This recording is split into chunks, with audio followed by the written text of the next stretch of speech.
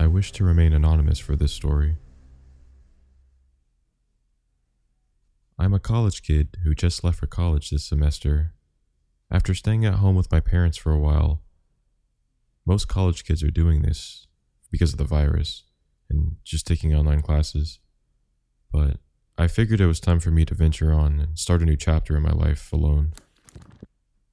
The college I go to is far away. It's in a secluded city, and the apartment complex that I live in is on the quieter side of town. There weren't any security guards or fancy gates with call boxes, and I did this intentionally to save money, since, I'm a college kid, and I'm broke. With me deciding to start over, that means I would have to find brand new friends, and it was my third night there. I didn't have a job yet, and classes didn't start for another week, so the campus was completely dead. I didn't know where else to turn but Tinder. So I quickly downloaded the app, made an account, and I started uploading pictures of myself, hoping to get some matches, and even more hopeful to hook up with someone that night.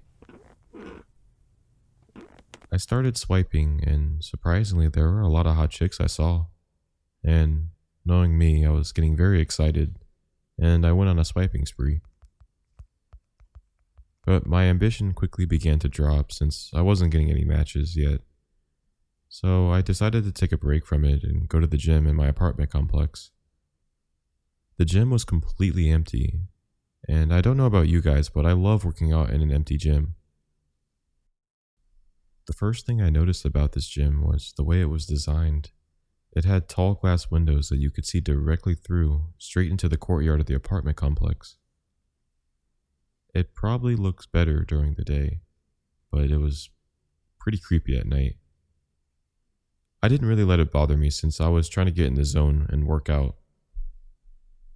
I was about 20 minutes into running on the treadmill, and I got a notification. I had gotten a new match on Tinder. It was this gorgeous brunette named Veronica. She had 4 pictures on her profile and was less than a mile away. I thought to myself, this was way too good to be true.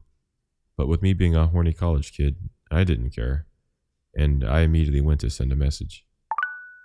But before I could, Veronica had sent me a message already.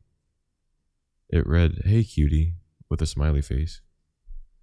Now, I really started to doubt that this was even real, but I decided to play along and continued a conversation with her. Maybe God was looking after me or something. She seemed pretty normal in the conversation, actually.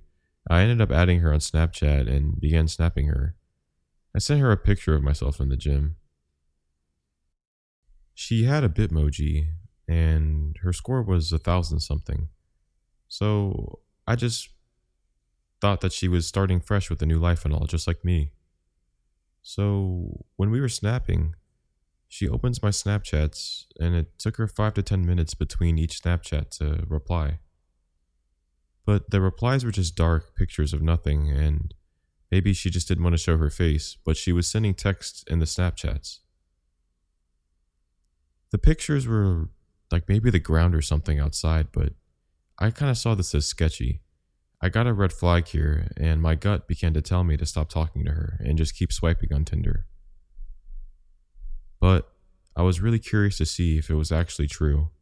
So after a few snaps in, I asked in a flirty way to send a picture of herself.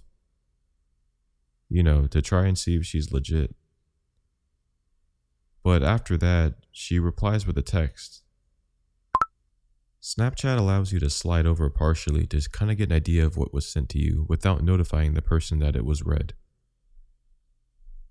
So I did this, and I could only really make out the first part, but it had read, "What are you up to right now?"